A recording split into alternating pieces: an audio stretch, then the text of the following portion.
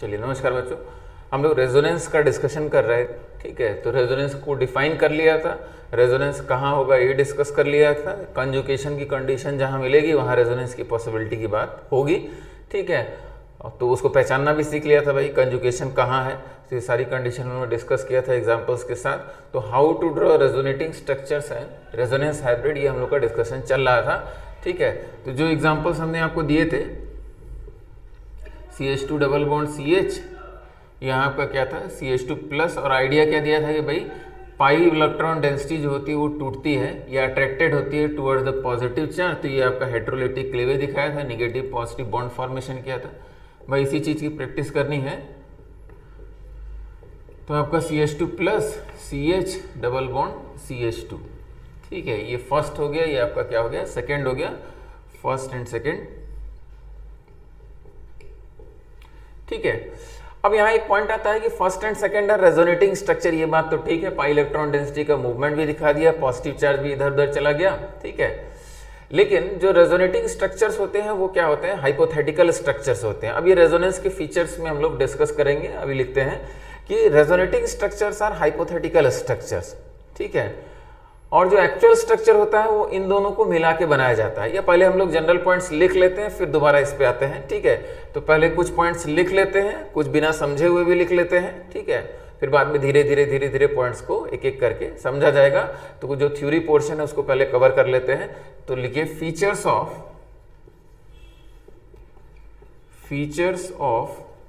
Resonance. Features of resonance, पहला point, resonating structures,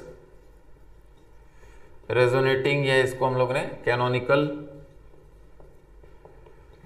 या इसको कंट्रीब्यूटिंग,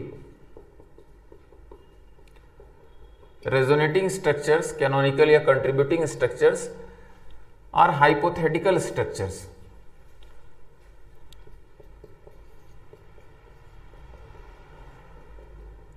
हाइपोथेटिकल स्ट्रक्चर्स काल्पनिक स्ट्रक्चर्स है, समझ में आ रही बात। ठीक है, ये हम लोगों ने इमेजिनरी स्ट्रक्चर्स प्रपोज किए हैं चीज़ों के। तो रेजोनेटिंग स्ट्रक्चर्स, कंट्रीब्यूटिंग स्ट्रक्चर्स और canonical structures are hypothetical structure. Actual structure is resonance hybrid. Resonance hybrid, ठीक है, तो resonance hybrid is the actual structure. अगला पॉइंट, रेजोनेंस हाइब्रिड बनता कैसे है, इन्हीं रेजोनेटिंग स्ट्रक्चर्स को मिला के रेजोनेंस हाइब्रिड बनाया जाता है। ठीक है, अब यहाँ एक और पॉइंट है कि भाई जो रेजोनेटिंग स्ट्रक्चर जितना स्टेबल होता है वो इस रेजोनेंस हाइब्रिड में उतना अपना परसेंटेज कंट्रीब्यूट करता है। समझ में आ रही बात। ठीक है, तो स्टेबिलिटी एक इशू होगा कि भाई रेजोनेटिंग स्ट्रक्चर्स की स्टेबिलिटी कैसे पता चलती है, तो उसको हम लोग अलग से डिस्कस करेंगे, लेकिन पॉइंट पहले लिखते चलते हैं। ठीक है, resonating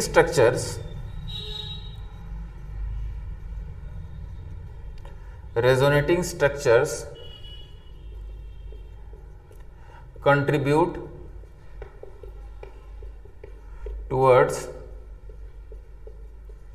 resonance hybrid. Resonating structures contribute towards resonance hybrid in proportion to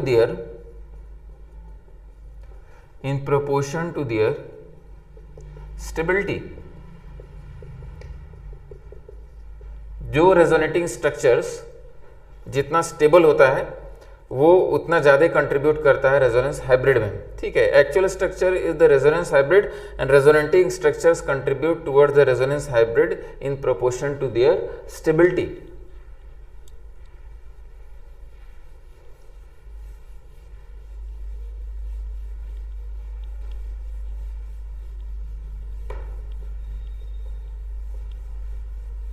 ठीक है, जो जितना स्टेबल रेजोनेटिंग स्ट्रक्चर होगा वो उतना ज़्यादा कंट्रीब्यूट करता है रेजोनेंस हाइब्रिड में।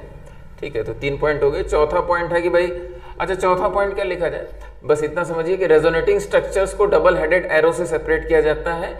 इक्विलिब्रियम का साइन नहीं दिया जाता है क्योंकि ये आपस में इक्विलिब्रियम में नहीं है, ये इमेजिनरी स्ट्रक्चर आपने प्रपोज किया है। तो resonating structures are separated by double headed arrow. तो ये पॉइंट पहले भी डिस्कस हुआ है, लिखने वाली बात है नहीं है कुछ खास।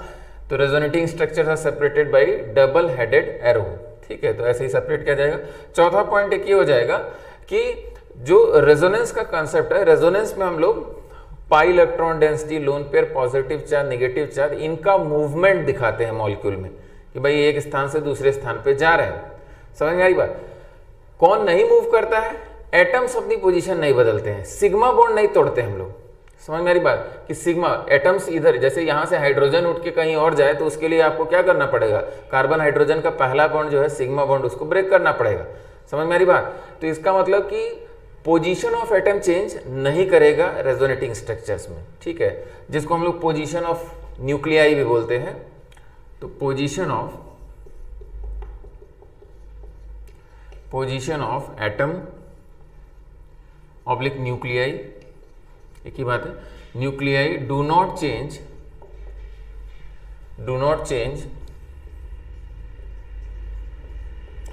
In the resonating structures। अभी अगेन इसके स्पेसिफिक एग्जांपल करके समझा जाएगा, ठीक है। कहने का मतलब कि एटम इधर उधर नहीं जाएगा, कौन जाएगा? पाई electron density, positive charge, negative charge, lone pair, ये अपने स्थान बदलेंगे, ठीक है। और पांचवा पॉइंट ये होता है कि चौथा पॉइंट क्या हो गया? पोजीशन ऑफ एटम और nuclei do not change in the resonating structure. और फिफ्थ पॉइंट क्या हो सकता है?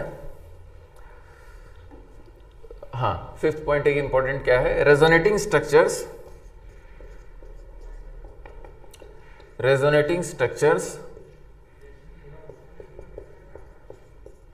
must have same number of shared pair plus unshared pair of electrons।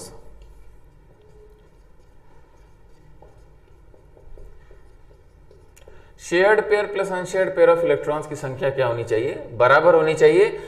Shared pair मतलब क्या होता है? बॉन्ड, ठीक है। जैसे इन दोनों की शेयरिंग हो रही तो बॉन्ड बना है, तो इसको शेयर्ड पेयर ऑफ इलेक्ट्रॉन बोल रहे हैं, ठीक है। और लोन पेयर आप समझ ही रहे हैं। तो अगर इन दोनों को आप रेजोनेटिंग स्ट्रक्चर कह रहे हैं तो इनके shared pair plus unshared pair of electrons बराबर होने चाहिए, ठीक है।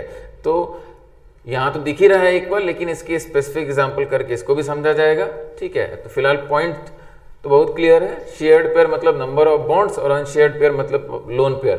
तो दो रेजोनेटिंग स्ट्रक्चर्स को हम इससे पहचानते हैं कि भाई ये रेजोनेटिंग स्ट्रक्चर है कि नहीं है, तो ये भी एक तरीका होता है। तो मेरे ख्याल से पॉइंट्स हम लोग के सभी हो गए। रेजोनेटिंग स्ट्रक्चर्स और हाइपोथेटिकल स्ट्रक्चर, अगेन देखिए ये हाइपोथेटिकल स्ट्रक्चर्स हैं, ठीक है। ये हम लोग खाली कॉपी और पेन पे बनाते हैं, इमेजिनरी स्ट्रक्चर होते हैं, ठीक है। जैसे कोई कहे कि भाई very low temperature, 0 kelvin temperature पे हम लोग क्या इनको आइसोलेट कर सकते हैं? नहीं। जब इमेजिनरी है तो टेम्परेचर लो करके इनको आप आइसोलेट नहीं कर सकते। तो ऐसे भी क्वेश्चन देखने को मिलते हैं। तो resonating structures are imaginary structure, hypothetical structure, इनको मिला के रेजोनेंस हाइब्रिड बनाया जाता है, ठीक है। और तो इसके लिए एक टर्म आता है blend of these resonating structures is called as resonance hybrid. जैसे एनसीईआरटी में आएगा blend of these resonating structures. Blend मतलब मिला जुला के बनाना। तो blend of these resonating structures is called as resonance hybrid, ठीक है। रेजोनेंस हाइब्रिड एक्चुअल स्ट्रक्चर होता है और रेजोनेटिंग स्ट्रक्चर अपनी स्टेबिलिटी के अनुसार रेजोनेंस हाइब्रिड में उतना ज्यादा कंट्रीब्यूट करते हैं। डबल हेडेड एरो से सेपरेट किया जाएगा, पोजीशन ऑफ एटम नहीं चेंज किया जाएगा और shared pair unshared pair of electrons बराबर होने चाहिए, ठीक है। चलिए फिलहाल इस एग्जांपल पे आते हैं। तो ये तो रेजोनेटिंग स्ट्रक्चर बताया था आपको। अब रेजोनेंस हाइब्रिड की बात करिए तो रेजोनेंस हाइब्रिड बनाने का तरीका ये है कि सिग्मा बॉन्ड या जो बॉन्ड का मूवमेंट नहीं हो रहा है उसको एज इट इज आप बना दीजिए। तो हमको दिख रहा है कि भाई सिग्मा बॉन्ड तो कोई तोड़ा नहीं है, ठीक है। तो जितने सिग्मा बॉन्ड है उसको हमने बना दिया, ठीक है। जो स्केलेटन होता है उसको हमने बना दिया, तो ये एज इट इज हो गया। अब इसमें देखिए यहां आपको पाई बॉन्ड दिख रहा है और यहाँ पाई बॉन्ड नहीं दिख रहा है। जैसे आप इसको अगर डिफ्रेंशिएट करना चाहते हैं तो इसको ए बोल दीजिए, बी बोल दीजिए, ये सी बोल दीजिए। यहाँ भी आप ए, बी और सी बोल दिया। तो यहाँ ए और बी के बीच पाई बॉन्ड दिख रहा है और वहां नहीं दिख रहा है। इसमें भी यहाँ देखिए, यहाँ नहीं दिख रहा है पाई बॉन्ड, यहाँ दिख रहा है। तो इसका मतलब यहाँ हमको दिखाना पड़ेगा पार्शियल डबल बॉन्ड। समझ में आ रही बात? न तो पूरा पूरा ये बॉन्ड है और न तो एब्सेंट भी है। ठीक है, एक रेजोनेटिंग स्ट्रक्चर में है, दूसरे में नहीं है, इसका मतलब पार्शियल है, कंप्लीट नहीं है। ठीक है, तो उसको दिखाने का तरीका यही होता है, ये पार्शियल डॉट डॉट से दिखा दिया। ठीक है, तो इसका मतलब क्या है आपका partial double bond, partial double bond, partial double bond. ठीक है, ये हम बना क्या रहे हैं? Resonance hybrid, resonance hybrid. इसको अगर हम थर्ड बोल दें तो इन दोनों के कंट्रीब्यूशन से हम रेजोनेंस हाइब्रिड की बात कर रहे हैं। और देखिए चार्जेस भी रिप्रेजेंट किया जाता है। जैसे यहां आप देखिए तो ए वाले कार्बन पे यहां कोई चार्ज नहीं है, जबकि यहां पॉजिटिव चार्ज है।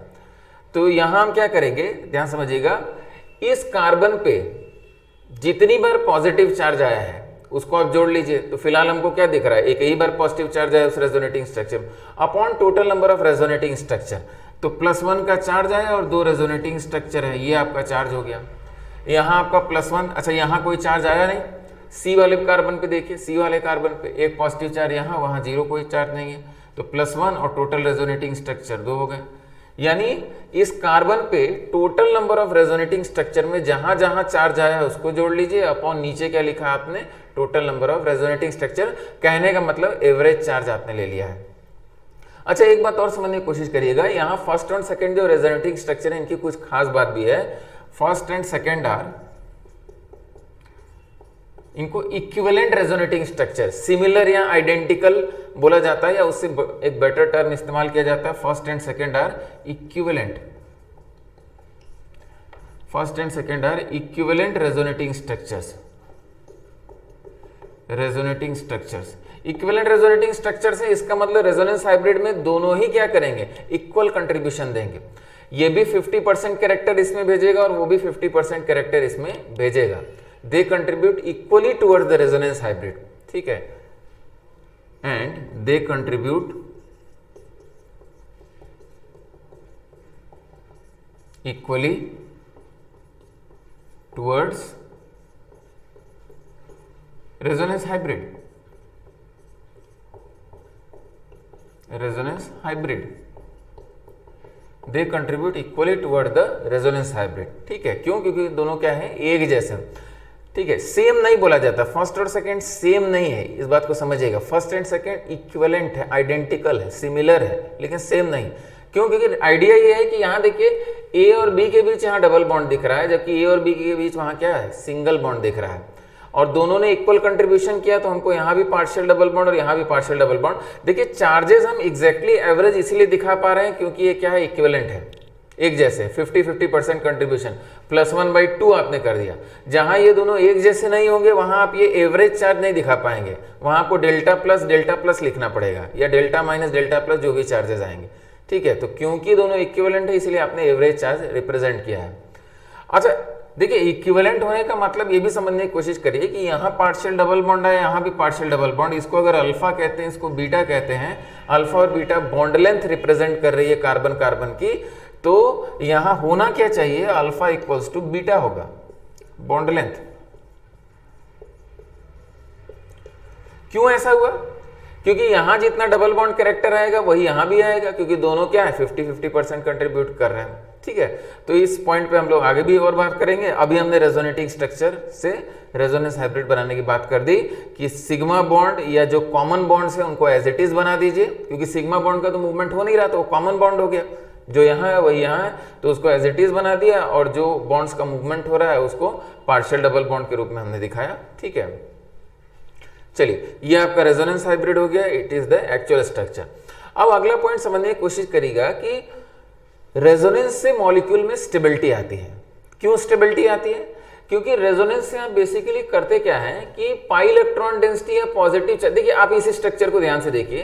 ठीक है, इस स्ट्रक्चर में दिक्कत क्या है, इस स्ट्रक्चर में दिक्कत क्या है कि पॉजिटिव चार्ज, ठीक है, इसमें पॉजिटिव चार्ज अनस्टेबल है। और पाई इलेक्ट्रॉन डेंसिटी भी क्या होती है, पाई इलेक्ट्रॉन डेंसिटी मतलब loosely held electron, sideways overlap से आपने बॉन्ड बनाया है, तो साइडवेज ओवरलैप तो बहुत मजबूत होता नहीं। ठीक है, तो पाई इलेक्ट्रॉन डेंसिटी आसानी से टूट सकती है। तो आसानी से टूट सकती है, तो कोई आएगा तो रिएक्शन भी कर जाएगा आसानी से, ठीक है। तो रिएक्शन कर जाएगा मतलब ये अनस्टेबिलिटी है, ठीक है। पाई इलेक्ट्रॉन डेंसिटी आसानी से टूट सकती है, इसका मतलब ये क्या है, अनस्टेबल सिस्टम है। कोई आएगा यहाँ रिएक्शन करने तो यहाँ क्या करेगा, आसानी से रिएक्शन कर सकता है। लेकिन अब रेजोनेंस से आपने क्या किया कि एक बार पाई बॉन्ड यहां दिख रहा है, दूसरी बार पाई बॉन्ड यहां चला गया, तो इसका मतलब डीलोकलाइज हो गया, एक जगह लोकलाइज नहीं है। तो अगर आप लोकलाइज है तो आप अनस्टेबल है, पॉजिटिव चार्ज लोकलाइज है मतलब अनस्टेबल है। पॉजिटिव चार्ज आपने क्या किया, डीलोकलाइज किया, यहां भी पॉजिटिव चार्ज दिख रहा है और उसमें यहां भी पॉजिटिव चार्ज दिख रहा है, तो इसका मतलब डेल्टा प्लस यहां हो गया, या +1/2 यहां हो गया, +1/2। तो आपने चार्ज को क्या कर दिया, फैला दिया, मॉलिक्यूल पे चार्ज फैल गया, या पाई इलेक्ट्रॉन डेंसिटी फैल गई, तो इसका मतलब क्या हो गया, मॉलिक्यूल स्टेबल हो गया। समझ में आ रही बात। तो रेजोनेंस से स्टेबिलिटी का मतलब क्या होता है कि जब भी आप pi electron density, positive charge, negative charge, इन सबको मॉलिक्यूल पे फैला देते हैं, समझ में आ रही बात, तो इससे क्या हो जाता है, लोकलाइजेशन की टेंडेंसी खत्म होने लगती है और लोकलाइज सिस्टम हमेशा अनस्टेबल होता है। लोकलाइज पाई बॉन्ड अनस्टेबल होगा, लोकलाइज पॉजिटिव चार्ज क्या होगा, अनस्टेबल होगा या रिएक्टिव होगा। समझ में आ रही बात। तो delocalisation is the cause of stability, ठीक है। तो यहां एक स्टेटमेंट ये दिया जाता है कि रेजोनेंस हाइब्रिड अपने कंट्रीब्यूटिंग स्ट्रक्चर से भी ज्यादा स्टेबल होता है, ठीक है। तो इस बात को लिखिए,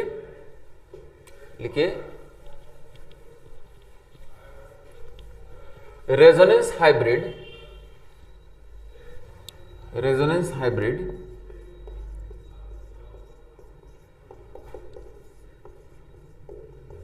is more stable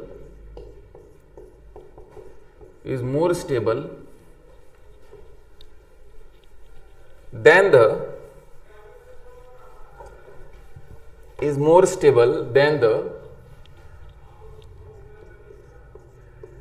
the most stable resonating structure. Most stable resonating structure. Most stable resonating structure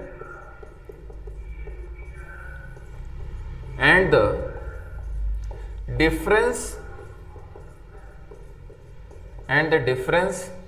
in energy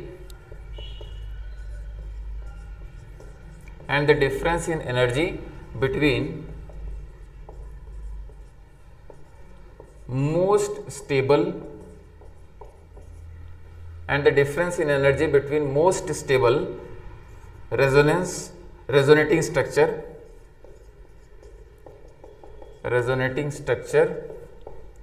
and resonance hybrid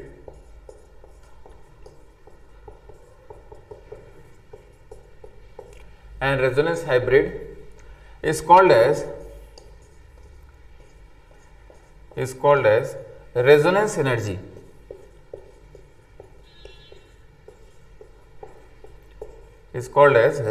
energy. ठीक है। तो यहाँ दो आइडिया हमने दिया कि जो रेजोनेंस हाइब्रिड होता है वो रेजोनेटिंग स्ट्रक्चर से ज्यादा स्टेबल होता है, ठीक है। यहाँ जो ये वाला एग्जांपल जो इससे पहले हम लोगों ने लिया, वहाँ फर्स्ट और सेकंड इक्विवेलेंट रेजोनेटिंग स्ट्रक्चर्स थे, तो उनमें तो कोई अंतर नहीं था। लेकिन अगर इक्विवेलेंट नहीं होते, कोई ज्यादा स्टेबल होता है, कोई कम स्टेबल होता, तो जो सबसे स्टेबल रेजोनेटिंग स्ट्रक्चर्स होता है उससे भी ज्यादा स्टेबल कौन होता है, रेजोनेंस हाइब्रिड होता है। तो resonance hybrid is more stable than the most stable resonating structure and the difference in energy between the most stable resonating structure and resonance hybrid is called as resonance energy. अब इस point को हम 2-3 example से पहले समझ लें, फिर आगे बढ़ते हैं।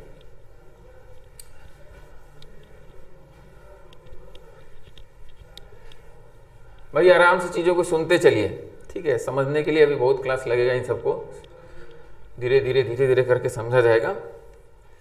जैसे हमने आपको क्या बताया, पिछले एग्जाम्पल की बात किया जाए। पिछले एग्जाम्पल में जो 3 स्ट्रक्चर बनाया, first, second and resonance hybrid, ठीक है। तो अगर मान लीजिए रिलेटिव एनर्जी की बात करें, रिलेटिव एनर्जी,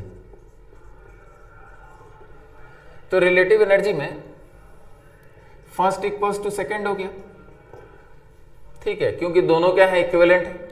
अब जो थर्ड एक्चुअल स्ट्रक्चर है, रेजोनेंस हाइब्रिड है, रेजोनेंस हाइब्रिड, तो इसके लिए हमने क्या बोला कि भाई रेजोनेंस हाइब्रिड रेजोनेटिंग स्ट्रक्चर से भी ज्यादा स्टेबल होता है, तो ये जो डिफरेंस है वही क्या है, रेजोनेंस एनर्जी है, रेजोनेंस एनर्जी। अगर मान लीजिए हम आर ई से इसको इंडिकेट कर दें, ठीक है, तो ये पॉइंट समझ में आ गया कि ये रेजोनेंस एनर्जी हो गया। अब इसको बना लीजिए, जल्दी से बनाते चलिए।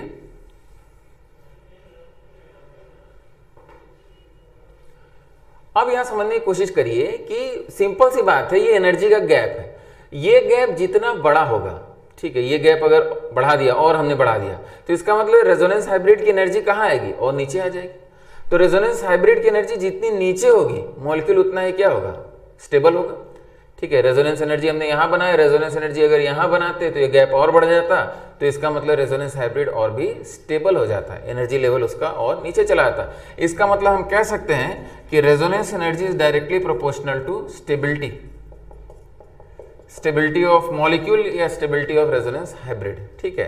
तो डायरेक्ट बोला जाए कि resonance energy is directly proportional to stability, ठीक है। अगर किसी मॉलिक्यूल की स्टेबिलिटी का मतलब डिस्कस कर रहे हैं तो इसका मतलब रेजोनेंस हाइब्रिड का डिस्कशन चल रहा है, ठीक है। तो स्टेबिलिटी ऑफ रेजोनेंस हाइब्रिड,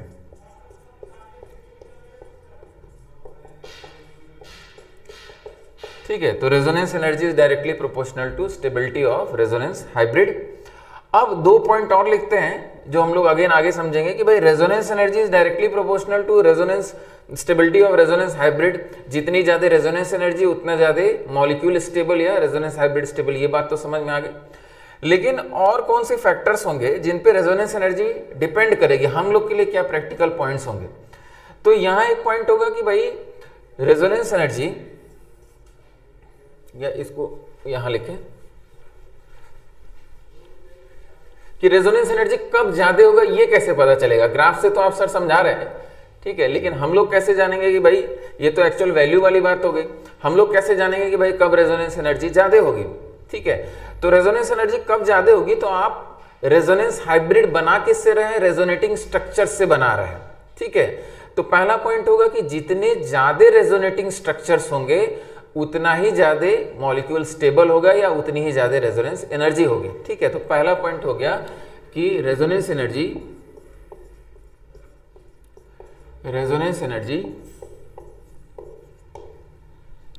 में पहला पॉइंट होगा कि more is the number of resonating structure, more is the resonance energy, ठीक है। ये ऐसे प्रोपोर्शनलिटी कर दे, more is the resonating structures,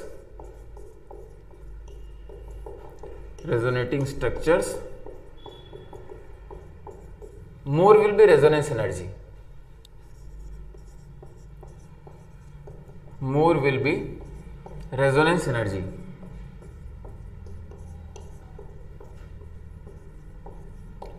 ठीक है। जितने ज्यादा रेजोनेटिंग स्ट्रक्चर्स होंगे उतना ही ज्यादा रेजोनेंस एनर्जी होगा, ठीक है। जैसे हमने पिछले एग्जांपल में 2 रेजोनेटिंग स्ट्रक्चर बनाए, 10 रेजोनेटिंग स्ट्रक्चर बन जाए, ठीक है, तो रेजोनेंस हाइब्रिड की स्टेबिलिटी उतनी बढ़ जाएगी, रेजोनेंस एनर्जी उतनी बढ़ जाएगी। तो ये एक पॉइंट आपके लिए रहेगा क्वेश्चन करने के लिए। दूसरा पॉइंट रहेगा कि जो आप रेजोनेटिंग स्ट्रक्चर बना रहे हैं वो जितने बढ़िया बनाएंगे उतना ही ज्यादा रेजोनेंस हाइब्रिड स्टेबल होगा, उतनी ज्यादा रेजोनेंस एनर्जी। अब बढ़िया रेजोनेटिंग स्ट्रक्चर का क्या मतलब होता है, ठीक है। अब उसके लिए पॉइंट हम लोग को डिस्कस करने पड़ेंगे कि भाई बढ़िया रेजोनेटिंग स्ट्रक्चर कब कहेंगे, कब खराब रेजोनेटिंग स्ट्रक्चर कहेंगे, ठीक है। लेकिन पॉइंट लिख लेते हैं, ठीक है। better is the resonating structure, better is the resonating structure,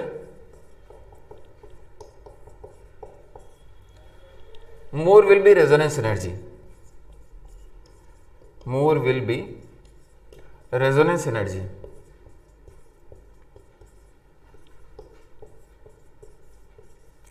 better is the resonating structure, more will be the resonance energy, ठीक है। तो ये बात अगर मान लीजिए दूसरे सेंस में बात किया जाए तो ये क्वालिटी की बात होगी, क्वालिटी ऑफ रेजोनेटिंग स्ट्रक्चर अगर अच्छे होंगे तो रेजोनेंस हाइब्रिड की स्टेबिलिटी बढ़ जाएगी, रेजोनेंस एनर्जी बढ़ जाएगी। और ये क्वांटिटी की बात होगी, जितना ज्यादा क्वांटिटी में रेजोनेटिंग स्ट्रक्चर बना देंगे उतना बढ़िया। अच्छा, इन दोनों में अगर बात करें कौन ज्यादा डोमिनेटिंग पॉइंट होगा, ऑब्वियस सी बात है कौन सा ज्यादा डोमिनेटिंग पॉइंट होना चाहिए, कि अगर मान लीजिए कहीं नंबर ज़्यादा है और कहीं क्वालिटी बढ़िया है रेजोनेटिंग स्ट्रक्चर की, तब क्वालिटी डोमिनेट करेगी। ठीक है, तो इस पे अगेन हम लोग यहाँ टिक बस लगा ले रहे हैं। अब एग्जाम्पल करेंगे तो वहाँ इस स्पेसिफिक पॉइंट को लिखेंगे कि भाई क्वालिटी हमेशा बढ़िया रेजोनेटिंग स्ट्रक्चर बनाइए, वो एक डोमिनेटिंग फैक्टर होगा। ठीक है, ज़्यादा रेजोनेटिंग स्ट्रक्चर बना लेंगे वो भी एक अच्छी बात होगी।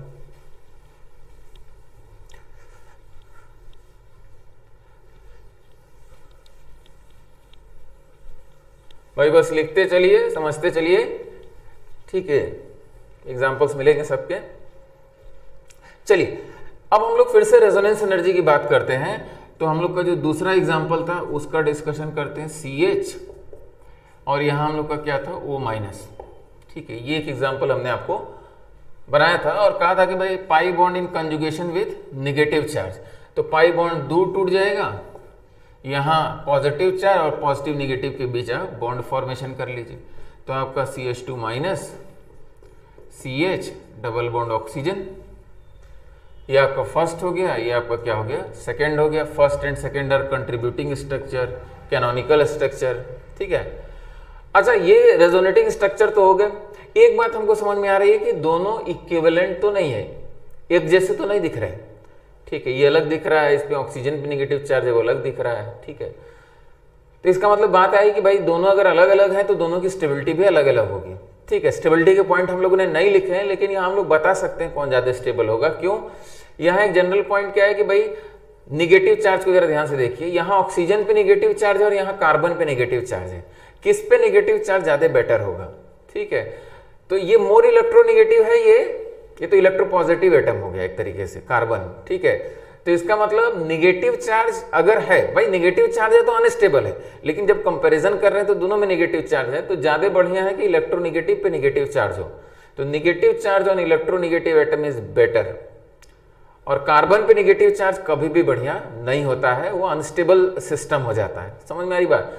तो फिलहाल खाली बस लिखेंगे हम लोग। ठीक है, बाद में जब हम लोग पूरे पॉइंट्स कंप्लीट करेंगे, आप रिवाइज करेंगे तो इन पॉइंट्स को दोबारा लिख लीजिएगा। अभी खाली दिमाग में बैठाइए। First is greater than second, why first is more stable than second, बताइए। तो निगेटिव चार्ज के बेसिस पे हम लोग बोल रहे हैं कि निगेटिव चार्ज ऑक्सीजन पे हो तो बढ़िया है। अच्छा, कुछ लोग बड़े कंफ्यूज होने लगते हैं कि सर निगेटिव चार्ज है, आप इंडक्टिव इफेक्ट में बोले थे कि O पे माइनस चार्ज होता है तो बड़ा अनस्टेबल होता है, उसका very strong plus I effect होता है, one of the strongest plus I effect होता है। आप ऑर्डर भी लिखवाए हैं, समझ में आ रही बात। लेकिन जब आप भाई यहाँ कंपैरिजन हो रहा है, ठीक है, निगेटिव चार्ज आना अच्छी बात थोड़ी ना, दोनों ही अनस्टेबल सिस्टम है। लेकिन जब कंपैरिजन हो रहा है तो हम यहाँ कह सकते हैं कि भाई निगेटिव चार्ज अगर रखे ही हो तो इलेक्ट्रोनेगेटिव पे ठीक है, ऑक्सीजन पे ठीक है, इन कंपैरिजन टू कार्बन। समझ में आ रही बात। ठीक है, तो first is more stable in comparison to second. यानी रेजोनेंस हाइब्रिड में ज्यादा कंट्रीब्यूट कौन करेगा, फर्स्ट ज्यादा कंट्रीब्यूट करेगा। फर्स्ट का 70% कैरेक्टर आएगा किसमें, मतलब एक रफ नंबर दे रहे हैं, 70% कैरेक्टर भेजेगा किसमें, रेजोनेंस हाइब्रिड में, वो 30% भेजेगा। क्यों, क्योंकि कम स्टेबल। फिलहाल रेजोनेंस हाइब्रिड बनाया जाए तो रेजोनेंस हाइब्रिड बनाने का तरीका CH2, ठीक है, कॉमन बॉन्ड्स को एज इट इज बना दिया।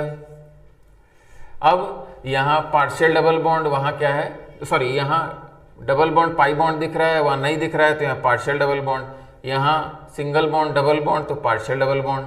चार्जेस की बात किया जाए तो यहाँ निगेटिव चार्ज हमको दिख रहा है, ठीक है, सिंगल निगेटिव। तो क्या -1/2 किया जाए, यहाँ 0 चार्ज, यहाँ -1, तो -1 का चार्ज और टोटल 2 रेजोनेटिंग स्ट्रक्चर। नहीं, क्योंकि दोनों इक्विवेलेंट कंट्रीब्यूशन नहीं कर रहे हैं, एवरेज नहीं लेंगे। हाँ, यहाँ डेल्टा माइनस लिख देंगे, और ऑक्सीजन पे यहाँ निगेटिव, वहाँ नहीं दिख रहा है तो यहाँ भी डेल्टा माइनस लिख देंगे। ये आपका रेजोनेंस हाइब्रिड हो जाएगा।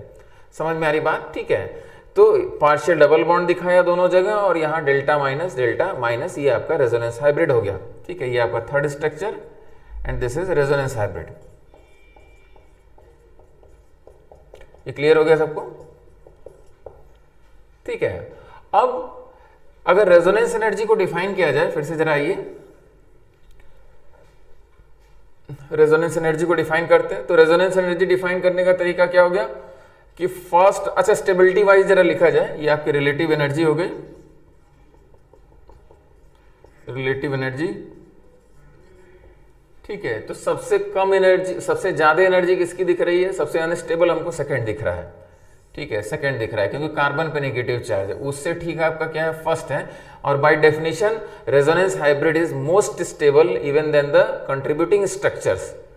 समझ में आ रही बात? ठीक है, और कारण उसका क्या था? डीलोकलाइजेशन कारण था। यहाँ पार्शियल डबल बॉन्ड हर जगह है, जबकि यहाँ लोकलाइज डबल बॉन्ड दिख रहा है। समझ में आ रही बात? तो रेजोनेंस हाइब्रिड थियोरेटिकली हमेशा ज्यादा स्टेबल होगा, ठीक है, even than the most stable contributing structures. तो ये आपका थर्ड हो गया, resonance hybrid.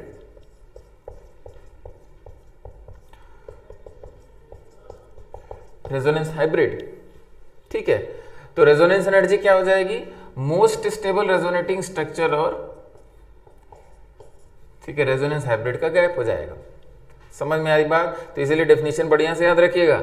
Most unstable resonating structure, resonance hybrid से गैप, रेजोनेंस एनर्जी होता है नहीं। रेजोनेटिंग स्ट्रक्चर्स की एवरेज एनर्जी रेजोनेंस एनर्जी होती है, ये भी गलत हो गया। समझ में आ रही बात? तो कई तरीके से डिफाइन करके गलत ऑप्शंस बनाए जाते हैं। तो ये आप मेरे ख्याल से समझ गए ग्राफ से।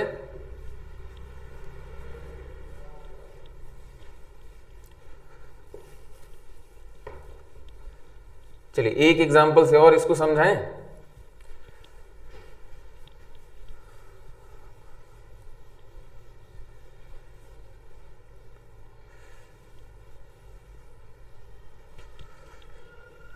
जो तीसरा एग्जांपल हम लोग का था, उसी एग्जांपल की बात करेंगे जो जिसके रेजोनेटिंग स्ट्रक्चर हम लोग ने अभी तक सीखे हैं। ठीक है, ये देखा जाए तो हमने बताया था double bond in conjugation with lone pair, यहाँ लोन पेयर है। ठीक है, तो pi bond in conjugation with lone pair, तो पाई बॉन्ड किधर टूटता है? Away from the lone pair. ये नहीं कि सर इलेक्ट्रोनिगेटिव एटम की तरफ टूटेगा, सर ये इलेक्ट्रोनिगेटिव खींच लेगा उधर, टूट जाएगा, नहीं। कंजुगेशन किसके बीच है, कैसे बॉन्ड तोड़ना है, ये एक लाइन की बात हमने बताई थी कि पाई इलेक्ट्रॉन डेंसिटी लोन पेयर या नेगेटिव चार्ज से दूर भागेगी, रिपल्शन का फैक्टर होगा। तो यहाँ पॉजिटिव चार्ज और यहाँ लोन पेयर है, तो पॉजिटिव चार्ज और न्यूट्रल के बीच बॉन्ड बनाएंगे। समझ में आ रही बात? तो यहाँ क्या हो गया? CH2, यहाँ माइनस, यहाँ आपका क्या हो गया? CH। बॉन्ड फॉर्मेशन, एक बॉन्ड तो पहले से था, एक और एक्स्ट्रा बॉन्ड फॉर्मेशन किया, और हमने बोला था चार्ज का क्या हो जाएगा? ट्रांसफर हो जाएगा। समझ में आ रही बात? तो ये आपका रेजोनेटिंग स्ट्रक्चर हो गया। First and second are resonating structures. First and second are resonating structures. अच्छा, एक चीज और समझने की कोशिश करिएगा। ठीक है, अभी से मान लीजिए, अब से जब भी स्ट्रक्चर्स बनाएंगे तो एक चीज जरूर चेक करेंगे कि जैसे electronegative, oxygen is electronegative atom, तो उस पर पॉजिटिव चार्ज बैठाना तो ये तो सही बात नहीं है। इलेक्ट्रोनिगेटिव एटम पे आपने पॉजिटिव चार्ज रखा है, तो ये बात तो बहुत सही नहीं लग रही है। लेकिन ये तभी हो सकता है जब आप उसका ऑक्टेट कंप्लीट रखेंगे। ठीक है, तो एक स्टेटमेंट आगे चल के हम लोग क्या लिखे जाएगा कि electronegative atom can have positive charge provided it's octet is complete. तो जरा चेक किया जाए कि इस ऑक्सीजन में पॉजिटिव चार्ज तो रखा है, क्या इसका ऑक्टेट कंप्लीट है? ठीक है, आउटर मोस्ट शेल में क्या 8 इलेक्ट्रॉन्स है इसके। तो देखा जाए ऑक्सीजन किस ग्रुप का है, चेक करने का तरीका बता रहे हैं। किस ग्रुप का है? 16 ग्रुप का है। आउटर मोस्ट में कितने इलेक्ट्रॉन हुए? 6 इलेक्ट्रॉन हुए। सिंगल पॉजिटिव चार्ज दिख रहा है, तो 1 इलेक्ट्रॉन हटा दीजिए, मतलब 5 इलेक्ट्रॉन आउटर मोस्ट में हो गए। जितना ये बॉन्ड बनाएगा उतने इलेक्ट्रॉन का फायदा होगा। समझ में आ रही बात? ठीक है, शेयरिंग से बॉन्ड बन रहा है तो इलेक्ट्रॉन हम लोग ऐड कर लिया जाएगा। तो फिर से आउटर मोस्ट में 6, पॉजिटिव चार्ज 5 और 3 बॉन्ड बना रहा है, मतलब 3 इलेक्ट्रॉन का फायदा, मतलब 8 इलेक्ट्रॉन इसके आउटर मोस्ट शेल में है। ऑक्टेट क्या है? कंप्लीट है। समझ में आ रही बात? यहाँ कार्बन का भी आप चेक कर सकते हैं। क्या कार्बन का यहाँ ऑक्टेट कंप्लीट है? जरा चेक किया जाए। कार्बन के आउटर मोस्ट में कितने? 14 ग्रुप का है, तो 4 इलेक्ट्रॉन्स। निगेटिव चार्ज, अच्छा यहाँ लोन पेयर हमने दिखाया तो ये नहीं, दो ऐड कर लेंगे। निगेटिव चार्ज तो सिंगल निगेटिव चार्ज है, क्यों? क्योंकि 1 इलेक्ट्रॉन किसी का इसने एक्स्ट्रा लिया है, तो इसका मतलब आउटर मोस्ट में 4 हो गया। निगेटिव चार्ज मतलब 1 इलेक्ट्रॉन का फायदा हुआ, सिंगल निगेटिव चार्ज मतलब 5 हो गया। और बॉन्ड कितने बना रहा है? 3 बॉन्ड, 2 हाइड्रोजन से और 1 कार्बन से, मतलब 5 + 3 8। तो यहाँ भी 8 इलेक्ट्रॉन है, इसका भी ऑक्टेट कंप्लीट है। लेकिन इलेक्ट्रोनिगेटिव एटम को ऑक्टेट जरूर से चेक करेंगे। और स्टेटमेंट क्या बोला हमने, लिखिएगा नहीं इस स्टेटमेंट को अभी, कि electronegative atom can have positive charge only when it's octet is complete. तो जरूर से चेक कर लेंगे, ये नहीं कि पॉजिटिव चार्ज भी रख दिए हैं और ऑक्टेट भी नहीं कंप्लीट है। ठीक है, तो ये कुछ बेसिक रूल्स होते हैं। अच्छा, अब यहाँ सिंपल सी बात करिए कि फर्स्ट और सेकंड रेजोनेटिंग स्ट्रक्चर्स हैं। पाई इलेक्ट्रॉन डेंसिटी का मूवमेंट दिख गया, लोन पेयर का मूवमेंट दिख गया। समझ मेरी बात? ये लोन पेयर क्या है, बॉन्ड फॉर्मेशन कर रहा है, इसका मतलब उसका मूवमेंट हुआ है। ठीक है, तो ये तो ठीक है। तो फर्स्ट और सेकंड में स्टेबिलिटी की बात किया जाए, अगेन स्टेबिलिटी का इश्यू परेशान कर रहा है। क्यों? क्योंकि सर स्टेबिलिटी के पॉइंट्स लिख पाए नहीं है, बाद में लिखेंगे, लेकिन अभी हमको बताइए कि जो हम बता रहे हैं उसके आधार पर बताइए कि भाई ये तो न्यूट्रल है और वो चार्ज स्ट्रक्चर है। देखिए इसमें कहीं चार्ज दिख रहा है आपको, कहीं चार्ज नहीं है, और इसमें प्लस वहां है माइनस वहां है। तो ज्यादा स्टेबल कौन होगा, न्यूट्रल होगा कि ज्यादा स्टेबल चार्ज रेजोनेटिंग स्ट्रक्चर होंगे? न्यूट्रल होगा। ठीक है, तो ये भी स्टेबिलिटी का एक पॉइंट होगा कि भाई neutral is more stable in comparison to charge one. ठीक है, चार्ज का आना तो भाई स्टेबिलिटी के लिए बहुत बढ़िया नहीं। तो स्टेबिलिटी में first is more stable than second because first is neutral. ठीक है, अब रेजोनेंस हाइब्रिड की बात किया जाए तो CH यहां क्या हो गया, OH हो गया। अब यहां भी देखिए partial double bond, partial double bond. अब चार्जेस देखिए, यहां कोई चार्ज नहीं है, वहां पॉजिटिव चार्ज है, लेकिन हम लोग डेल्टा प्लस लिखेंगे क्योंकि एवरेज लेने का यहां कोई मतलब नहीं है। तो यहां चार्ज देखा जाए तो यहां कोई चार्ज नहीं है और वहां निगेटिव चार्ज, यहां डेल्टा माइनस चार्ज। ठीक है, ये आपका रेजोनेंस हाइब्रिड हो गया, रेजोनेंस हाइब्रिड। मेरे ख्याल से 3 एग्जांपल सफिशिएंट है। अब रेजोनेंस हाइब्रिड कहीं भी आप लोग बना लेंगे। अब हम लोग रेजोनेटिंग स्ट्रक्चर्स की खाली चिंता करेंगे। तो फर्स्ट और सेकंड रेजोनेटिंग स्ट्रक्चर आपको बनाना आ गया। First is more stable than second, why? Because first is neutral, second is charge one, और चार्ज आने से अनस्टेबिलिटी होती है। समझ में आ रही बात? ठीक है, अब अगेन लॉजिक आता है कि सर जब चार्ज आ रहा है, अनस्टेबल हो रहा है, तो रेजोनेंस ही क्यों हो रहा है? ठीक है, तो वो अलग कंसेप्ट से हमने समझाया कि भाई रेजोनेंस होने का मतलब पाई इलेक्ट्रॉन डेंसिटी लोन पेयर का मूवमेंट। यहाँ पाई बॉन्ड यहाँ दिख रहा है, यहाँ पाई बॉन्ड यहाँ दिख रहा है, और जब भी पाई बॉन्ड, ठीक है, या लोन पेयर अपना मूवमेंट करते हैं तो डीलोकलाइज होते हैं, और डीलोकलाइजेशन से मॉलिक्यूल में स्टेबिलिटी आती है। बॉन्ड लेंथ यहाँ का डिक्रीज कर जाएगा। समझ में आ रही बात? डबल बॉन्ड कैरेक्टर आने से क्या हुआ, बॉन्ड लेंथ छोटा होगा तो इससे स्टेबिलिटी आएगी, पाई बॉन्ड का मूवमेंट होगा इससे स्टेबिलिटी आएगी, लोन पेयर का मूवमेंट होगा इससे स्टेबिलिटी आ रही है। तो डीलोकलाइजेशन से तो स्टेबिलिटी आएगी, तो इस टाइप से नहीं सोचेंगे। इन दोनों को कंपेयर कर रहे थे, उसके लिए हमने लॉजिक बताया। और resonance hybrid is most stable even than the most stable resonating structure. तो जरा इसको डिफाइन किया जाए हम लोग। तो रिलेटिव एनर्जी, रिलेटिव एनर्जी सबसे अनस्टेबल तो हमारा सेकंड दिख रहा है, एनर्जी में सबसे ज्यादा मतलब सबसे अनस्टेबल, और हमारा थर्ड रेजोनेंस हाइब्रिड है, और यही गैप क्या है, रेजोनेंस एनर्जी है। ठीक है, ये आपका रेजोनेंस हाइब्रिड।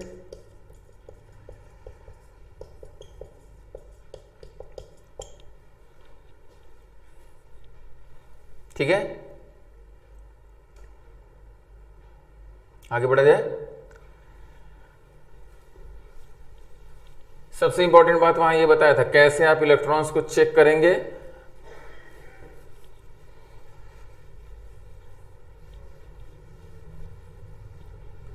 ठीक है, फिर से यहां बता दें कैसे चेक किया हमने।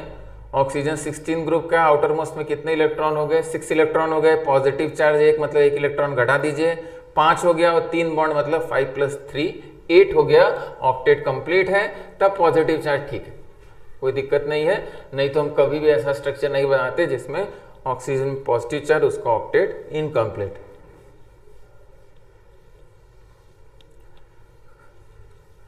चलिए फिलहाल रेजोनेटिंग स्ट्रक्चर्स बनाना और सीखा जाए। ठीक है, तो क्वेश्चन लिखिए, draw the resonating structures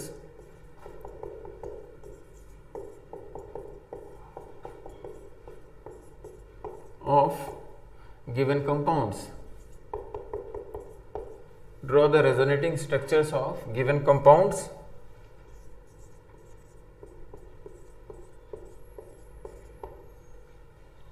Draw the resonating structures of given compounds.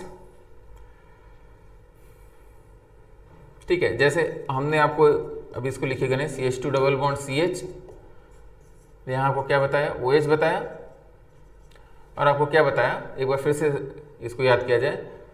आपने इसको इधर तोड़ लिया था, यहाँ क्या गया था, पॉजिटिव चार्ज आ गया था, और पॉजिटिव और न्यूट्रल के बीच बॉन्ड बना दिया। तो आपने इसका रेजोनेटिंग स्ट्रक्चर क्या बनाया, CH OH यहाँ एक और बॉन्ड है, यहाँ पॉजिटिव चार्ज। भाई पॉजिटिव चार्ज नहीं भूल जाना है, पॉजिटिव चार्ज भूल जाएंगे तो गड़बड़ हो जाएगा। जैसे ऐसा स्ट्रक्चर बनाएंगे तो क्या गड़बड़ है इसमें, ऑक्सीजन के आउटर मोस्ट में 6 होता है और 3 बॉन्ड बना दिया तो 6 3 9 हो गया, और ऑक्सीजन अपना ऑक्टेट एक्सपेंशन तो कर नहीं सकता, तो ये गड़बड़ स्ट्रक्चर हो जाएगा। समझ में आ रही बात, ऑक्सीजन 9 इलेक्ट्रॉन 10 इलेक्ट्रॉन अपने आउटर मोस्ट शेल में नहीं रख सकता। समझ में आ रही बात, तो ये स्ट्रक्चर क्या हो जाएगा, गड़बड़ हो जाएगा। आपको यहाँ पॉजिटिव चार्ज लगाना पड़ेगा तब सही होगा। और पॉजिटिव चार्ज कैसे है ये भी आपको बताया हमने, ठीक है। जैसे इसी सिस्टम में अगर मान लीजिए हम CH2 double bond CH, CH double bond CH O minus,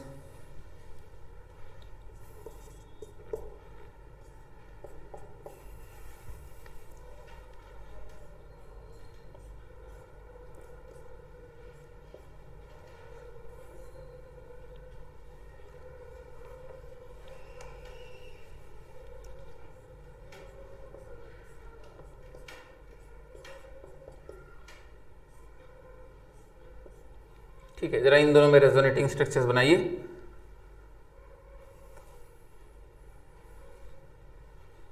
ठीक है, तो पहले सबसे पहले काम करेंगे भाई रेजोनेटिंग स्ट्रक्चर्स बनाना, खूब ढेर सारे एग्जांपल्स में प्रैक्टिस कर लिया जाए, तब दोबारा हम लोग बात करेंगे रेजोनेटिंग स्ट्रक्चर्स में स्टेबिलिटी के पॉइंट्स की, फिर फर्दर डिटेल किया जाएगा।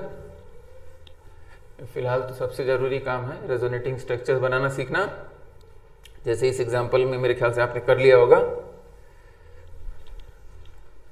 इसको हम यहां बनाए फिर से, CH2 double bond CH, CH double bond CH2, यहाँ O माइनस हो गया।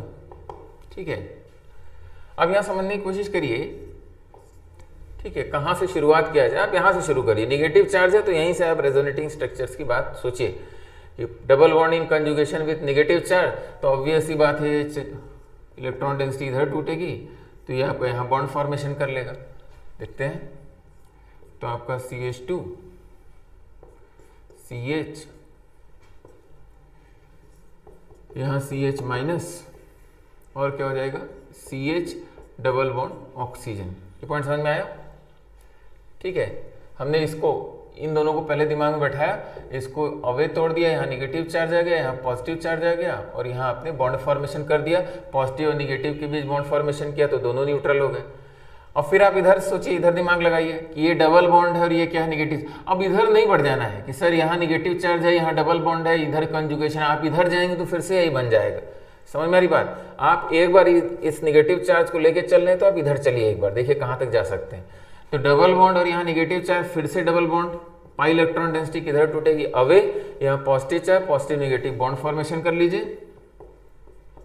तो आपने रेजोनेटिंग स्ट्रक्चर क्या बनाया, CH2 minus CH double bond CH, ठीक है, और CH डबल बॉन्ड ऑक्सीजन। ठीक है, तो ये 3 रेजोनेटिंग स्ट्रक्चर बन गए। फर्स्ट हो गया, ये सेकंड हो गया, ये आपका थर्ड हो गया। These are 3 resonating structures. ठीक है, अब कोई कहे सर इसका रेजोनेंस हाइब्रिड भी बना लिया जाए, तो रेजोनेंस हाइब्रिड बनाते हैं। तो CH2 CH CH और यहाँ CH और यहाँ ऑक्सीजन। अब पार्शियल डबल बॉन्ड कहाँ कहाँ आया जरा देखा जाए। यहाँ तुमको दिख रहा है डबल बॉन्ड कैरेक्टर, जहाँ जहाँ आया हो वहाँ पार्शियल डबल बॉन्ड। यहाँ हमको सिंगल बॉन्ड दिख रहा है, यहाँ भी सिंगल बॉन्ड दिख रहा है, लेकिन यहाँ डबल बॉन्ड हो गया, इसका मतलब यहाँ भी पार्शियल डबल बॉन्ड कैरेक्टर आया है। और देखिए यहाँ डबल बॉन्ड दिख ही रहा है, तो यहाँ आपने डबल बॉन्ड कैरेक्टर ऐड कर दिया। समझ में आई बात? और यहाँ सिंगल बॉन्ड और वहाँ क्या है, डबल बॉन्ड कार्बन ऑक्सीजन के बीच, तो यहाँ भी डबल बॉन्ड कैरेक्टर। तो डबल बॉन्ड कैरेक्टर तो हर जगह दिख रहा है। चार्जेस की बात किया जाए तो चार्जेस मेरे ख्याल से यहाँ आपको निगेटिव चार्ज, यहाँ डेल्टा माइनस, और कहाँ डेल्टा माइनस, ऑक्सीजन पे डेल्टा माइनस आया है। ठीक है, तो ऑक्सीजन के बाद इस कार्बन पे डेल्टा माइनस आया है। ये समझ में आ रहा है? ठीक है, ऐसे दिक्कत हो तो आप नंबरिंग कर लीजिए, ये 1 हो गया, ये 2 हो गया, ये 3 हो गया, ये 4 हो गया, तो ये 5 हो गया। ऐसे करके समझ सकते हैं कि भाई 1 पे निगेटिव चार्ज कहाँ कहाँ आया है, एक जगह है। 2 पे निगेटिव चार्ज, 2 पे निगेटिव चार्ज कहीं नहीं आया है। समझ में आ रही बात? तो ये आपका क्या हो गया, रेजोनेंस हाइब्रिड हो गया।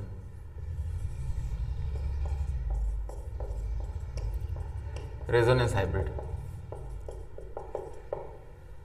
ठीक है, तो क्वेश्चन पूछने का तरीका क्या क्या हो सकता है भाई, 3 रेजोनेटिंग स्ट्रक्चर हो गए, ये तो बात समझ में आया, रेजोनेंस हाइब्रिड बना लिया हमने। ठीक है, और क्या बात हो सकती है भाई, निगेटिव चार्ज कहाँ कहाँ डिलोकलाइज हुआ, कितने रेजोनेटिंग स्ट्रक्चर्स में निगेटिव चार्ज आया है। ठीक है, डिलोकलाइज हुआ है तो 3 रेजोनेटिंग स्ट्रक्चर, एक बार ऑक्सीजन पे नेगेटिव चार्ज और 2 बार कार्बन पे नेगेटिव चार्ज डिलोकलाइज हुआ है। समझ में आ रही बात। ठीक है,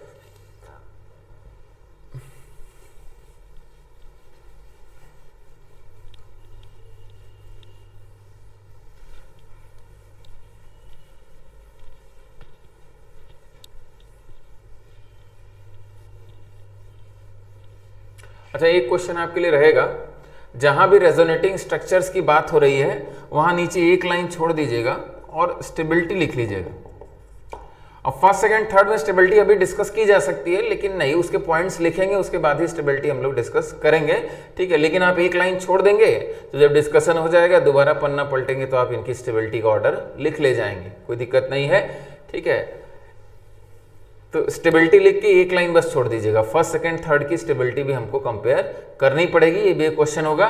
ठीक है, अभी हम लोग खाली रेजोनेटिंग स्ट्रक्चर्स बनाने में फोकस किया जाए।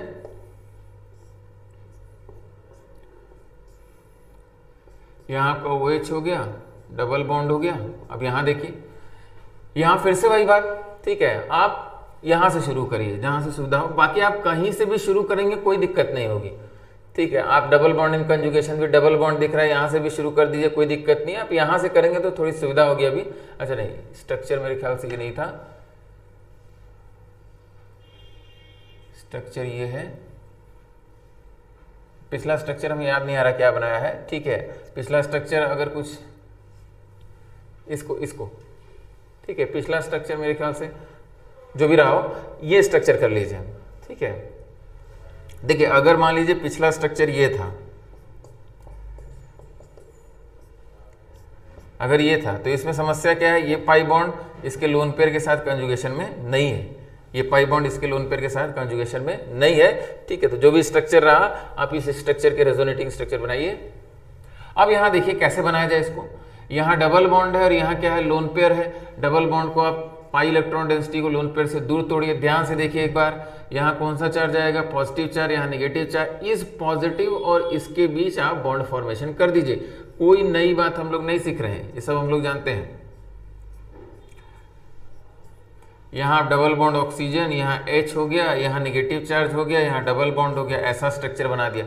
अब यहाँ क्या छूट गया, यहाँ पॉजिटिव चार्ज छूट गया। पॉजिटिव चार्ज नहीं छोड़ना है, क्योंकि पॉजिटिव चार्ज और न्यूट्रल के बीच बॉन्ड फॉर्मेशन कर रहा है तो आपका चार्ज का ट्रांसफर हो जाएगा। एक तो ये लॉजिक हुआ, दूसरा भाई आप इसको ऑक्टेट, ठीक है, वायलेशन नहीं कर सकते। अब देखा जाए आगे बढ़ा जाए, अगेन दिमाग में आता है सर ये नेगेटिव चार्ज डबल बॉन्ड इधर बढ़ा जाए क्या, नहीं, आप इधर नहीं बढ़ेंगे, इधर बढ़ेंगे तो आप दोबारा यहीं आ गए। समझ मेरी बात, आप इधर बढ़िए, निगेटिव चार्ज डबल बॉन्ड को निगेटिव चार्ज से दूर तोड़ा जाए। दूर तोड़ा जाए मतलब ये दोनों कार्बन है, ये दोनों कार्बन है तो इसको तोड़ा तो निगेटिव चार्ज इस कार्बन पे आ जाएगा। समझ मेरी बात, इस कार्बन पे निगेटिव चार्ज आ गया, यहाँ पॉजिटिव चार्ज आ गया और पॉजिटिव निगेटिव के बीच बॉन्ड फॉर्मेशन कर दिया। तो इसका मतलब यहाँ क्या हो गया, OH हो गया, यहाँ आपका डबल बॉन्ड पॉजिटिव चार्ज, यहाँ डबल बॉन्ड और यहाँ आपका निगेटिव चार्ज हो गया, ये आपका रेजोनेटिंग स्ट्रक्चर हो गया। ठीक है, तो ये 3 रेजोनेटिंग स्ट्रक्चर हमने बनाए। एक बार अपने से लिख के प्रैक्टिस करिएगा, बाकी रेजोनेंस हाइब्रिड आप बना ले जाएंगे, उसमें समस्या नहीं है। तो ये फर्स्ट हो गया, ये सेकेंड हो गया, ये थर्ड हो गया। First second and third are resonating structures. Clear है सबको?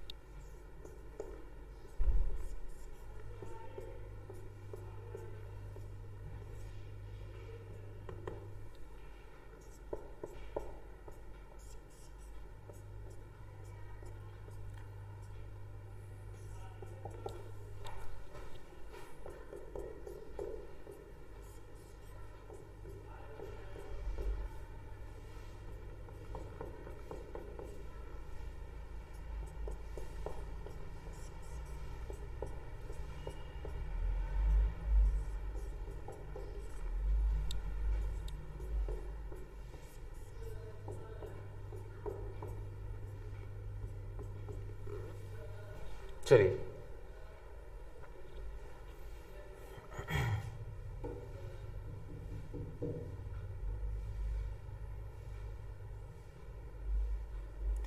अच्छा, हम ये दो रेजोनेटिंग स्ट्रक्चर बनाएंगे, ठीक है। इसी के आधार पे आप ये तीनों का रेजोनेटिंग स्ट्रक्चर बना के ले आएंगे। It is very very important, ठीक है। फिर उसके बाद और इस टाइप के जो भी रेजोनेटिंग स्ट्रक्चर्स होंगे उसको हम लोग डिस्कस कर पाएंगे, आप आसानी से बना ले जाएंगे। ये दोनों आप समझिएगा, और कुछ नया नहीं करने जा रहे हैं, ठीक है। जितना बताया उसी से आपका काम चल जाएगा, रेजोनेटिंग स्ट्रक्चर उसी से बनेंगे, ठीक है। कोई नई बात यहां नहीं डिस्कस होने जा रही है। तो देखा जाए,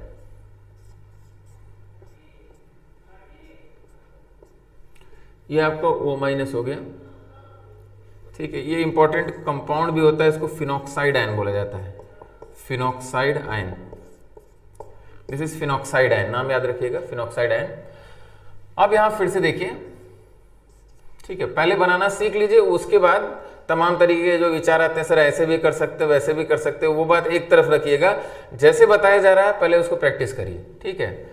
यहां देखिए हमने क्या देखा कि यहां डबल बॉन्ड है और बगल में क्या है, निगेटिव चार्ज। तो pi bond in conjugation with the negative charge या लोन पेयर, जो भी कही। तो यहाँ पाई इलेक्ट्रॉन डेंसिटी टूटेगी किससे, अवे टूटेगी। इधर क्यों तोड़ा, क्योंकि यहाँ पॉजिटिव चार्ज आएगा। क्यों ये इधर टूट रहा है, क्योंकि यहाँ निगेटिव चार्ज का क्या होगा, रिपल्शन होगा, लोन पेयर का रिपल्शन होगा। समझ में आ रही बात। तो pi bond in conjugation with the negative charge, इसको दूर तोड़ दिया। यहाँ पॉजिटिव चार्ज, पॉजिटिव निगेटिव के बीच, पॉजिटिव और निगेटिव के बीच बॉन्ड फॉर्मेशन कर दिया। तो यहाँ डबल बॉन्ड ऑक्सीजन, यहाँ क्या हो गया, निगेटिव चार्ज हो गया। अब इसको आगे बढ़ाया जाए, ये निगेटिव चार्ज और यहाँ क्या है, डबल बॉन्ड, पाई इलेक्ट्रॉन डेंसिटी दूर टूटेगी। यहाँ कौन सा चार्ज आएगा, पॉजिटिव चार्ज, पॉजिटिव और निगेटिव के बीच बॉन्ड फॉर्मेशन कर दिया, ठीक है। यहाँ निगेटिव चार्ज आ गया, डबल बॉन्ड, और यहाँ क्या हो गया, डबल बॉन्ड ऑक्सीजन। अब देखिए फिर से, ये निगेटिव चार्ज, ये डबल बॉन्ड, तो इसको हम, अच्छा अंदर से भी दिखाइए बाहर से दिखाए, उससे कोई फर्क नहीं, हमने ऐसे तोड़ दिया। यहाँ निगेटिव आ जाएगा, यहाँ पॉजिटिव आ जाएगा, और पॉजिटिव निगेटिव बॉन्ड फॉर्मेशन कर दिया। यहाँ देखिए, यहाँ निगेटिव चार्ज आ गया,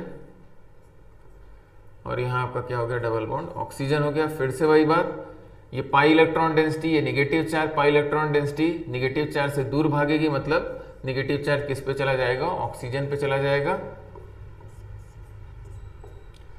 तो ये आपका O- हो गया, ठीक है। तो ये 5 रेजोनेटिंग स्ट्रक्चर्स हो गए। तो ये आपका फर्स्ट हो गया, सेकेंड हो गया,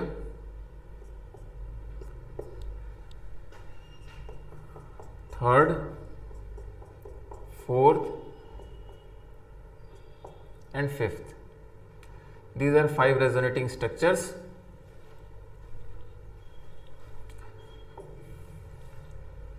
तो एक पॉइंट हम लिख सकते हैं, phenoxide ion, phenoxide ion has 5 resonating structures, resonating structures, 5 important resonating structures, ठीक है। 5 रेजोनेटिंग स्ट्रक्चर हमने बनाए, ठीक है। तो आप इसकी प्रैक्टिस करेंगे, कैसे 5 रेजोनेटिंग स्ट्रक्चर बनाए, फिर से एक बार बता दें। ये पाई इलेक्ट्रॉन डेंसिटी, ठीक है। देखिए फिर से समझने की कोशिश करिएगा, बेंजीन आने से परेशान नहीं होना है कि बेंजीन आ गया सर कैसे सोचा जाए। आप इसको हटा दीजिए, सिस्टम तो आप कर ही चुके हो। O- CH double bond CH2 ऐसे ही बनाया था ना, O- याद करिए, देखिए CH2 double bond CH O-। तो इसके लिए आपने रेजोनेटिंग स्ट्रक्चर इस प्रकार से बनाया है। समझ में आ रही बात, ठीक है। तो वही चीज हमने किया है, कोई नई बात नहीं है। बस इसमें एक्स्ट्रा क्या कर दिया कि भाई ये निगेटिव चार्ज यहाँ आया, तो इस निगेटिव चार्ज को आगे भी डबल बॉन्ड दिख गया, ये इधर टूट गया, तो यहाँ positive positive negative bond formation, फिर आपने यहाँ निगेटिव चार्ज आ गया। इस टाइप से आप डिलोकलाइज कर ले गए। अच्छा, यहाँ 2-3 चीज और समझा जाए कि जैसे आपने इंडक्टिव इफेक्ट की बात किया था कि सर इंडक्टिव इफेक्ट तो 2 प्रकार का होता है। अच्छा, एक लाइन सबके लिए छोड़ना है क्या, स्टेबिलिटी वाला पॉइंट जो हमने बताया है। समझ में आ रही बात, ठीक है। स्टेबिलिटी वाला एक लाइन छोड़े रहिएगा, बाद में स्टेबिलिटी लिखा जाएगा कि इन रेजोनेटिंग स्ट्रक्चर्स की स्टेबिलिटी का क्या ऑर्डर होने जा रहा है। अच्छा, एक और पॉइंट कि फर्स्ट और फिफ्थ तो सर हमको सेम लग रहा है, फर्स्ट और फिफ्थ सेम है, नहीं, फर्स्ट और फिफ्थ एक जैसे दिख रहे हैं, ठीक है, लेकिन सेम नहीं है। इसको अंतर करने का तरीका क्या होगा कि आप यहाँ नंबरिंग कर दीजिए 1 2 3 4 5 6, ठीक है। तो आप यहाँ देखिए कि डबल बॉन्ड इसमें यहाँ है, जबकि यहाँ क्या दिख रहा है आपको, सिंगल बॉन्ड दिख रहा है, और डबल बॉन्ड यहाँ दिख रहा है, और यहाँ डबल बॉन्ड है और इसमें क्या दिख रहा है, सिंगल बॉन्ड दिख रहा है। इस तरीके से आप कहेंगे कि first and fifth resonance point of view से हमारे क्या है, अलग अलग कंट्रीब्यूटिंग स्ट्रक्चर्स हैं। समझ में आ रही बात, ठीक है। तो ये सिमिलर है, ये सेम आइडेंटिकल स्ट्रक्चर्स, सॉरी मतलब सेम स्ट्रक्चर्स नहीं है, दे आर सिमिलर स्ट्रक्चर्स, ठीक है, या इसको क्या बोलते हैं, इक्विवेलेंट रेजोनेटिंग स्ट्रक्चर्स आप बोल सकते हैं, ठीक है। First and fifth are equivalent resonating structures, ठीक है, लेकिन आइडेंटिकल रेजोनेटिंग स्ट्रक्चर या इनको ना माना जाए भाई, इनको अलग अलग ना माना जाए, ऐसा बात नहीं है। First and fifth are different resonating structure, they will contribute towards the resonance hybrid, ठीक है। अच्छा, रेजोनेंस हाइब्रिड की बात किया जाए तो रेजोनेंस हाइब्रिड तो हम लोग बना सकते हैं। आप ध्यान से देखेंगे तो डबल बॉन्ड कैरेक्टर आपको हर जगह दिखेगा, तो आप इस टाइप से डबल बॉन्ड कैरेक्टर हर जगह दिखा सकते हैं। इवन ऑक्सीजन के बीच भी आपको डबल बॉन्ड कैरेक्टर दिख जाएगा, 3 रेजोनेटिंग स्ट्रक्चर में यहाँ डबल बॉन्ड आपको दिख रहा है, ठीक है। बाकी चार्जेस की बात करें तो यहाँ डेल्टा माइनस, यहाँ डेल्टा माइनस, यहाँ डेल्टा माइनस, यहाँ डेल्टा माइनस। समझ में आ रही बात?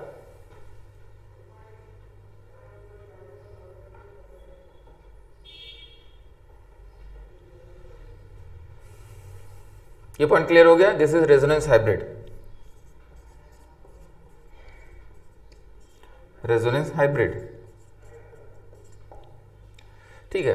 अच्छा, और इसी एग्जांपल पे अगर और हम डिस्कस करें आपसे कि जैसे मान लीजिए ये जो निगेटिव चार्ज आया है, ये निगेटिव चार्ज यहां था, ठीक है, अभी यहां चला गया, यहां चला गया और यहां चला गया। अच्छा, ये पोजीशंस की अगर बात किया जाए तो आपको पता है कि इसको आप ऑर्थो पोजीशन बोलते हैं, ये आप मेटा पोजीशन बोलते हैं, और ये पैरा पोजीशन बोलते हैं। ये पहले डिफाइन किया था, with respect to an attach group on the benzene ortho, meta and para positions are defined.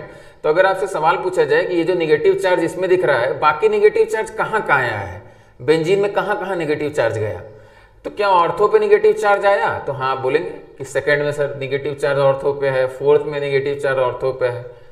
क्या पैरा पे निगेटिव चार्ज आया? हाँ, पैरा पे भी निगेटिव चार्ज आपको दिखेगा, थर्ड में पैरा पोजीशन पे निगेटिव चार्ज। क्या मेटा पे निगेटिव चार्ज आया? नहीं, मेटा पे कहीं भी निगेटिव चार्ज आपको नहीं दिखेगा। देखिए, रेजोनेंस हाइब्रिड में भी डेल्टा माइनस चार्ज मेटा पे नहीं आया है। तो यानी इंपॉर्टेंट कंक्लूजन क्या हुआ इस बात का कि निगेटिव चार्ज मतलब क्या? Electron density. तो इलेक्ट्रॉन डेंसिटी कहाँ कहाँ गई?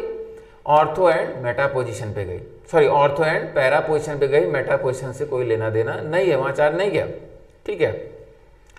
दूसरा पॉइंट ये है कि इफेक्ट्स की अगर बात करें, यानी इलेक्ट्रॉन क्लाउड, इसको लिख लेते हैं इलेक्ट्रॉन क्लाउड या negative charge density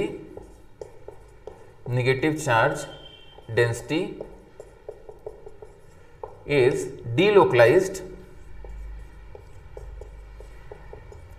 delocalized at ortho and para positions.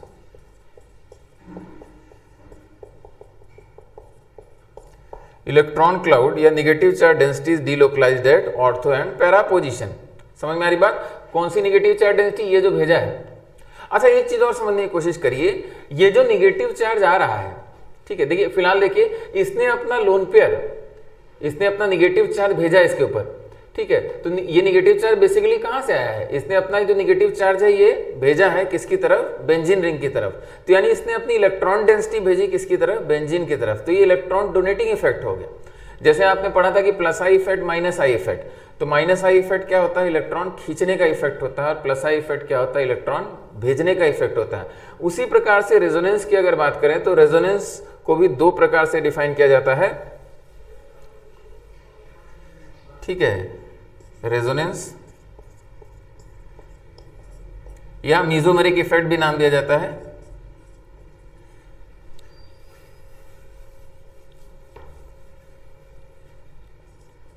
Mesomeric effect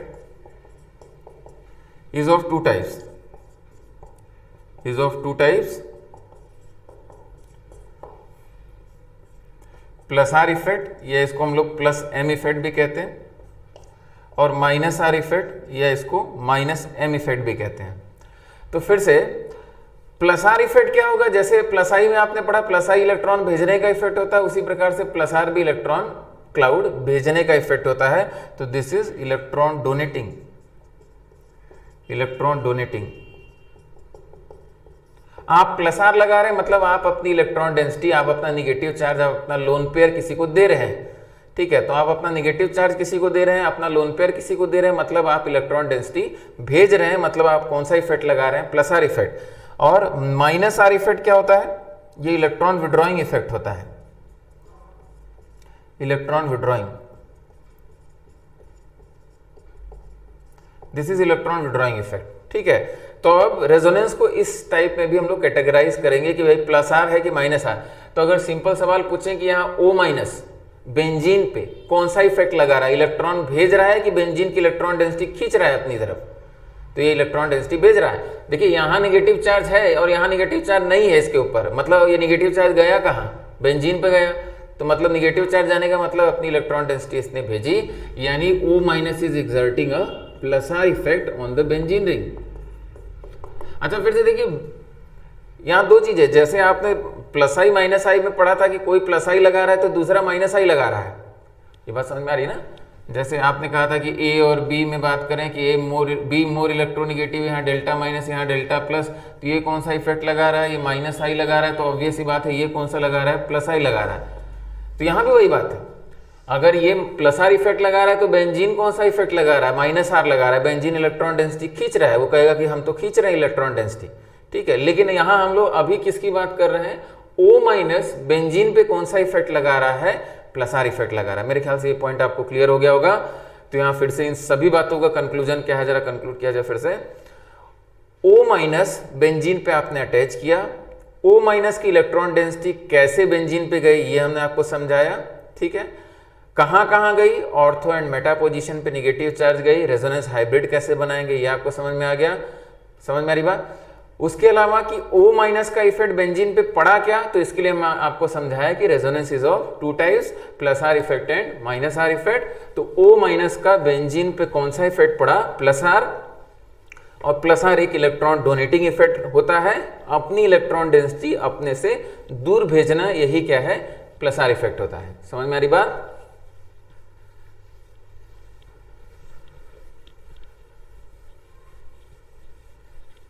बाकी और इसमें एक क्वेश्चन बचा क्या है, ठीक है, बार बार हम बोलेंगे, स्टेबिलिटी लिख के एक पॉइंट छोड़ दीजिएगा कि फर्स्ट सेकंड थर्ड फोर्थ और फिफ्थ में आपस में स्टेबिलिटी का क्या कोरिलेशन होगा, ठीक है। डिस्कस करने को भी अभी डिस्कस किया जा सकता है, लेकिन नहीं, सारे पॉइंट्स लिखने के बाद डिस्कस करना ज्यादा सही होगा। एक एग्जाम्पल और हम बना रहे हैं, और बाकी अभी इस एग्जाम्पल को देख के बाकी जो 3-4 एग्जाम्पल बचे हुए हैं उसको आप घर से प्रैक्टिस करेंगे, देखा जाए। अच्छा पहली बात तो ये है कि जैसे अगर ऐसे लिखा रहे, ठीक है, सिर्फ ये लिखा रहे, तो आप ये नहीं भूल जाएंगे कि सर यहाँ तो कंजुगेशन ही नहीं है, डबल बॉन्ड इसके पास तो लोन पेयर ही नहीं है, दिखा ही नहीं, समझे। तो हमने बनाया नहीं तो इसका मतलब ये नहीं कि उसके ऊपर लोन पेयर नहीं, वो तो आपका काम है, समझ में आ रही बात। तो ये नहीं कि सर डबल बॉन्ड और यहाँ अरे लोन पेयर नहीं है, लोन पेयर है यहाँ।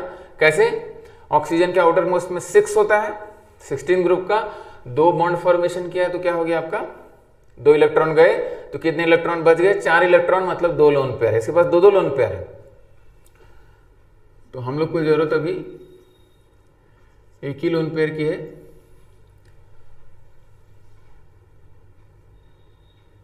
ठीक है। मान लीजिए हमने दोनों लोन पेयर दिखाया, और फिर से जरा समझा जाए कि डबल बॉन्ड और यहाँ क्या है, लोन पेयर है, तो पाई इलेक्ट्रॉन डेंसिटी किधर टूटेगी, away from the lone pair. और फिर से जैसे ही बेंजीन आता है वैसे ही गड़बड़ हो जाता है आप लोग से कि भाई डबल बॉन्ड है, इलेक्ट्रोनेगेटिव एटम है, बॉन्ड इधर तोड़ दिया जाए, समझ में आ रही बात। तो इसका मतलब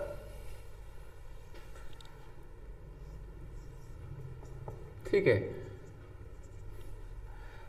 यहां निगेटिव चार्ज आ गया, यहां पॉजिटिव चार्ज आ गया, पॉजिटिव चार्ज और इस लोन पेयर के बीच बॉन्ड बनाएंगे, पॉजिटिव चार्ज और लोन पेयर के बीच बॉन्ड बनाएंगे, ठीक है। या पॉजिटिव चार्ज और न्यूट्रल के बीच हम बॉन्ड बनाने जा रहे हैं, तो आपका चार्ज का ट्रांसफर हो जाएगा, डबल बॉन्ड ऑक्सीजन हाइड्रोजन, यहाँ नेगेटिव चार्ज ऑर्थो पोजीशन पे आ गया। अब ये नहीं कि यहाँ छोड़ दीजिए, ठीक है, यही गलती सबसे ज्यादा होती है, सर ये हो गया रेजोनेटिंग स्ट्रक्चर, नहीं, इस पे पॉजिटिव चार्ज भी लिखना पड़ेगा भाई, पॉजिटिव चार्ज लिखेंगे तभी ना इसका ऑक्टेट कंप्लीट होगा। ये आपका स्ट्रक्चर हो गया। अब फिर आगे बढ़ा जाए, यहां डबल बॉन्ड, अब इसको एज इट इज रहने दीजिए, इसकी चिंता लास्ट में किया जाएगा। डबल बॉन्ड और यहां क्या है, निगेटिव चार्ज, ये इधर टूट गया, यहां निगेटिव चार्ज आ गया, पॉजिटिव और निगेटिव चार्ज के बीच बॉन्ड फॉर्मेशन कर दिया। ऑक्सीजन ने 3 बॉन्ड बनाया है, लेकिन पॉजिटिव चार्ज है मतलब उसका ऑक्टेट कंप्लीट है, ऐसे भी सोच सकते हैं।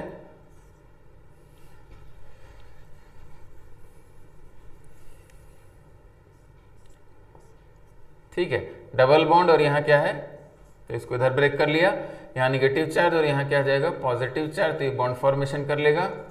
भाई ये प्रैक्टिस से ही आएगा, अपने से प्रैक्टिस करेंगे, फिर अपनी कमी समझेंगे कि कहाँ दिक्कत हो रही है, तभी वो सही होगा, खाली देखने से नहीं आएगा। यहाँ निगेटिव चार्ज आ गया और यहाँ डबल बॉन्ड ओ।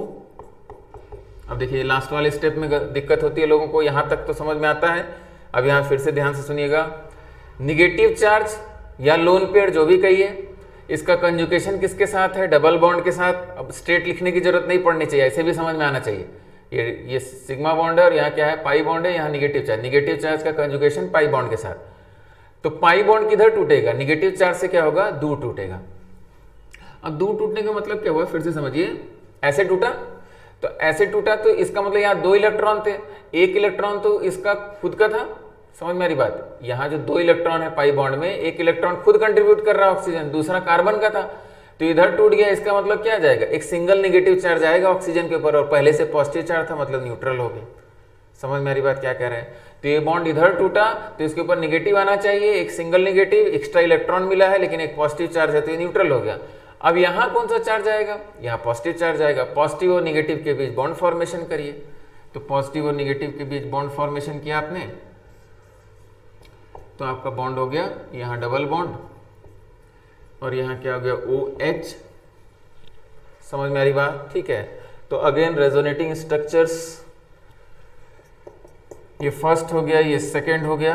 अब जल्दी से हम इसको समराइज कर दें, नेक्स्ट क्लास में फिर डिस्कस किया जाएगा, टाइम ज़्यादा हो रहा है। 5 रेजोनेटिंग स्ट्रक्चर हो गए। रेजोनेंस हाइब्रिड बनाना होगा तो आप ध्यान से देखेंगे तो पार्शियल डबल बॉन्ड कैरेक्टर हर जगह आया है।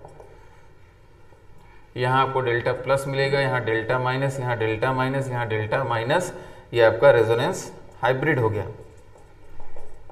ठीक है, एक बार फिर से हम समझा दें, लोन पेयर, डबल बॉन्ड, दूर टूटा, यहाँ पॉजिटिव चार्ज, न्यूट्रल के बीच बॉन्ड, पॉजिटिव चार्ज यहाँ हो गया, इसका ऑक्टेट कंप्लीट है, पॉजिटिव चार्ज इलेक्ट्रोनिगेटिव पे है लेकिन ऑक्टेट कंप्लीट है तो ठीक है। निगेटिव चार्ज को इधर आगे बढ़ाया हमने, ठीक है, यहाँ निगेटिव चार्ज आ गया, फिर यहाँ निगेटिव चार्ज आ गया, फिर यहाँ थोड़ा एक बार फिर से सोचा, इसको हम फिर से एक बार बताएं इस स्टेप को। यहाँ डबल बॉन्ड और यहाँ क्या है, डबल बॉन्ड नहीं, इसको सुधारा जाए, ये आपका स्ट्रक्चर है।